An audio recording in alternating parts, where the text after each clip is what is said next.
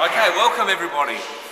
I've had a question posted which asks me the 5 ways to get ready for this year's City to Bay. So I want to give you 5 mistakes of what people that are unsuccessfully going to be doing for this year's training. So if you want to be successful, make sure you avoid these 5 plateaus. Number 1, running training, just running for distance. If you want to get faster, that's a load of garbage. Running for distance only trains you mentally to say to yourself that I can actually achieve that run. For some reason, long distance runners love running long distance. Hey guys, I like boxing and sparring and getting punched. That's my kettle of fish. Your long distance running, that's your kettle of fish. That's fine by me, but for the fact of the matter of getting fitter, it is not necessary. Putting your K's in your legs is more of a mental, I suppose, breakthrough rather than actual science behind it. If you want to, which leads me on to point number 2, endurance weight training. Biggest mistake for runners, they do endurance weight training. That is rubbish. If you want your body to get stronger, to get faster, fitter and endure more, you need to train it that way. So big strength training is what's going to make you run faster. It's going to make you a little bit more resilient to the injuries that you're going to get by doing those Ks and by putting in the running training over the next couple of months. So look at what you're doing with your resistance and make sure, have you got in a big bend, a big squat, a big lunging, big multiple compound joint lifts that's functional, not sitting on there saying I'm doing leg day, doing some leg extensions and leg curls, because it's not going to help you and it doesn't translate to the running on the road. Number 3, have you got a good dynamic and active warm-up put into place before you're doing your running?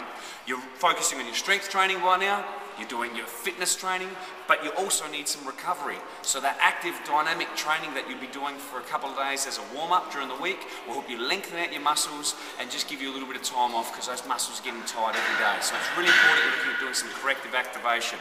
So are you doing that rather than just focusing on training day in, day out? Number 4, trying to get lean while doing your training at the same time. Not going to work, guys. The training by eating well is what's going to be needed so you can train harder. If you're trying to lean up and sticking to a diet that's really low in carbohydrates, how are you going to get fitter for City to Bay? Something that's going to be important is your meal timing, your carbohydrates after training so that you can perform better on the day. So you still got to keep plenty of fruits and vegetables, lots of water, good nutrition over that time and not drop carbs and run because it's just not going to work. Your body needs that. And number 5, biggest mistake is training by yourself. If you want to get fitter, if you want to get stronger, you need that counsel, that group support, people around you to make you train a little bit better. I love seeing people come into a group environment because there's healthy competition. When someone's running at a certain speed and you think, well, they can do it, so can I. That is a good motivation. It's a good point to challenge yourself against. At the end of the day, you challenge yourself against yourself, but how do you know how fit or hard you are or strong you are without having a few people around you that are in the same boat? So for sprinters on Saturday morning, we're going to have fast runners at our group session.